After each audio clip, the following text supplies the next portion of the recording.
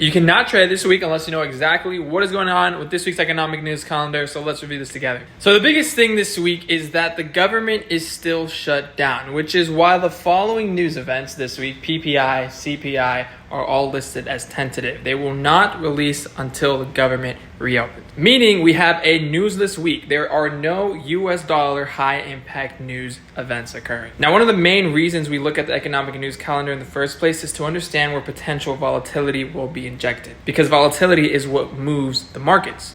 Now, since there is no volatility injectors for this week via news, what I'm going to be doing is relying on the 9:30 equities open.